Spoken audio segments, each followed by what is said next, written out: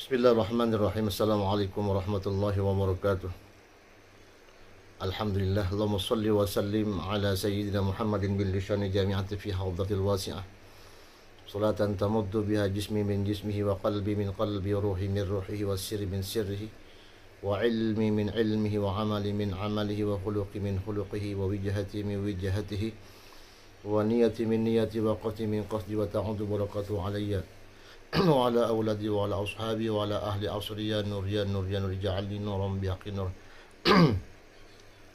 Sahabat-sahabatku dimanapun kalian berada, alhamdulillah, semoga kalian selalu dalam keadaan sehat walafiat. Yang sakit semoga cepat sembuh dari segala penyakitnya dan segala hajat-hajatnya Allah kabulkan, amin ya rabbal alamin. Di kesempatan pagi hari ini saya ingin mengajak kalian untuk menonton video penjelasan dari Ustadz Nuruddin tentang nasab Ba'alawi.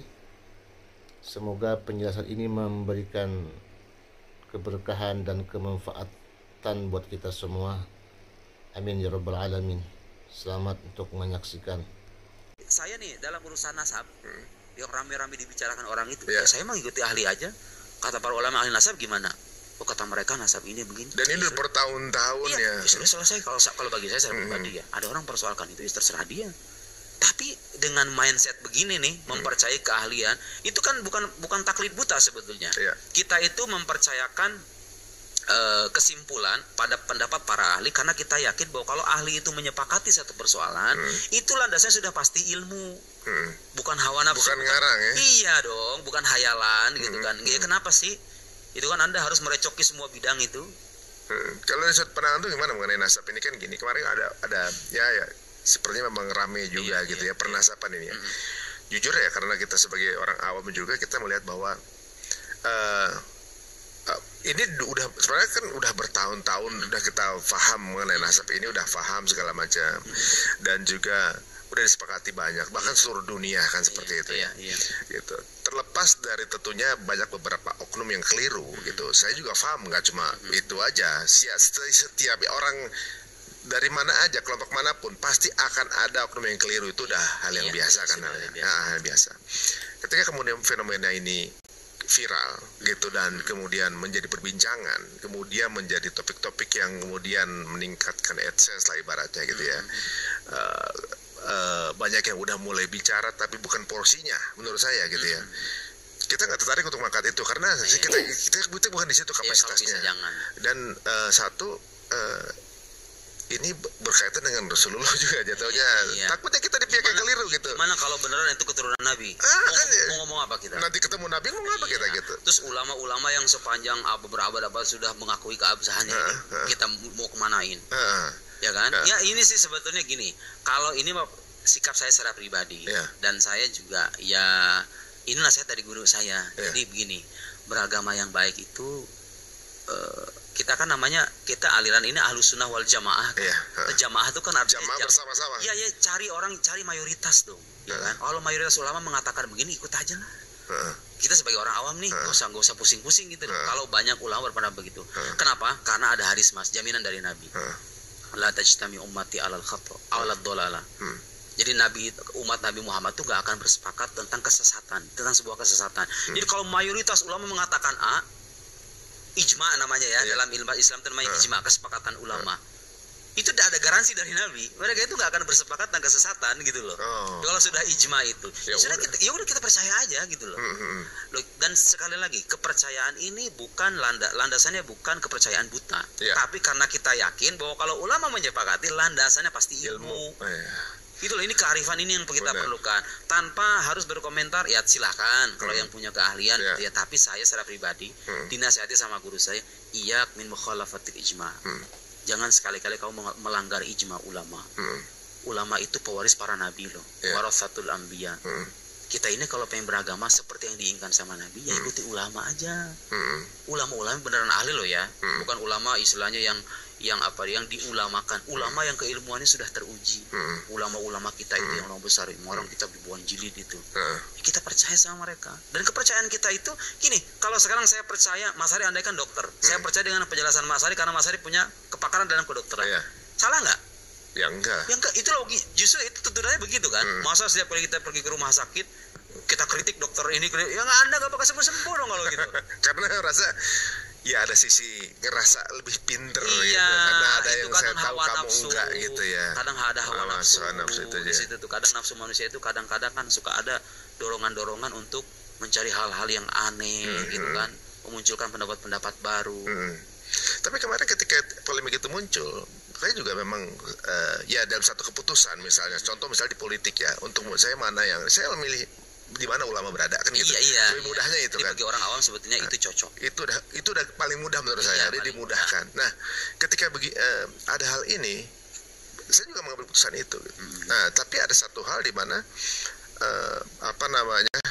kebijakan yang kemudian membuka komunikasi waktu itu kan, dari Romitoh yang kemudian membuka live diskusi debatnya dibuka secara live. Ini menarik untuk anak sekarang karena walaupun kita kayaknya ya tadi keberpihakan itu ada keberpihakan ke satu sisi, tapi juga emang pengen denger sih apa sih landasan ilmiahnya. Seharusnya sih itu debat itu harusnya berlangsung antara yang betul-betul mempromosikan penolakan dengan yang mempertahankan. Itu seru itu kalau terjadi. Makanya kemudian ketika live itu ada, jujur saya juga termasuk yang nunggu pengen tahu dasarnya apa. Termasuk saya. Antum juga gitu ya. Pengen tahu. Kemudian kata saya ini sudah kedua kalinya kalau nggak salah nggak hadir. Nah makin yakin kalau orang memiliki satu pandangan argumentasi yang berdasarkan keilmuan tinggal di challenge aja kan gitu. Jatuhnya ya setiap teori kan bisa aja sepakat atau nggak sepakat, tapi mau silakan di-challenge. Kayak guru gembul itu kan, dia berani datang kan. Nah itu saya respect, karena beliau datang kan gitu kan. Jadi gini Mas, gunanya debat terbuka itu gunanya saya ngerasakan impact itu luar biasa, menyadarkan orang itu luar biasa. Apalagi kita hidup di zaman internet kayak gini nih. Dengan adanya debat terbuka itu orang jadi tahu gitu loh. Ini mana yang benar, mana yang enggak, mana yang rasional, mana yang enggak, mana yang berbasis data, mana yang asal ngomong doang. Itu kan penting. Jadi kita tanpa mengajak, ayo jangan gini-gini, enggak, cukup kita perlihatkan aja. Ini orang ini pandangannya begini, saya bantahan nih. Kalau terlihat bantahan kita kuat, ya orang juga akan menilai sendiri kok. Sadar dengan dirinya. Terutama yang nggak fanatik loh ya. Kalau yang fanatik udah nggak ada cerita itu. Mereka mau kita ngomong 1000 dalil sekalipun, enggak, bagi anda salah, ya sudah, selesai, terserah kamu. Tapi itu tradisi intelektual yang sudah diperkenalkan oleh para ulama dulu. Saya pernah bercerita tentang mazhab Mu'tazilah. Mazhab Mu'tazilah ini satu sekte dalam Islam yang punya pikiran-pikiran menyimpang. Mazhab resmi negara di era Abbasiyah. Mazhab resmi negara itu punya kekuatan politik kan. Tapi itu sampai sekarang nggak ada sisanya loh. Sebagai sebuah mazhab udah nggak ada, udah hilang. Kenapa?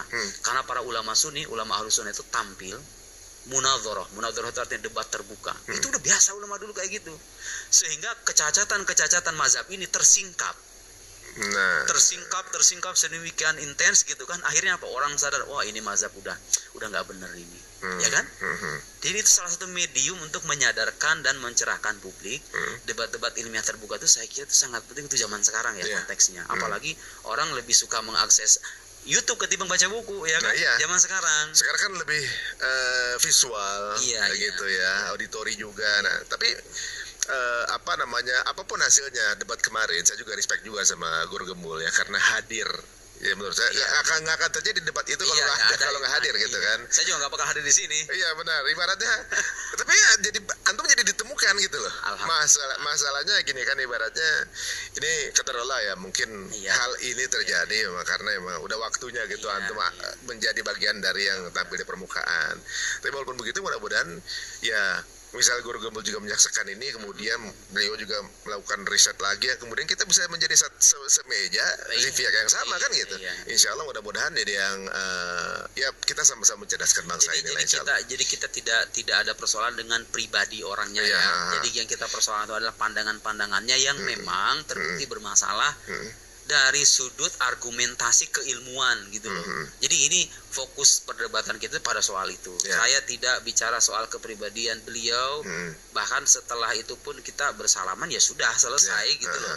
Cuman selama pemikiran itu ada, ya bantahan itu harus ada gitu. Benar-benar. Dan beliau kan setahu saya belum sampai pada tahap meralat secara terang-terangan pandangannya kan. Beliau hanya mengatakan mengaku kalah dan lain. Tapi kan bagi saya tuh inti perdebatan itu bukan mengaku kalah, tapi menentukan mana yang benar dan mana yang salah. Yang benar harus diakui benar, yang salah harus diakui salah gitu loh. Soal siapa yang kalah dan menang ini bukan pertandingan sepak bola.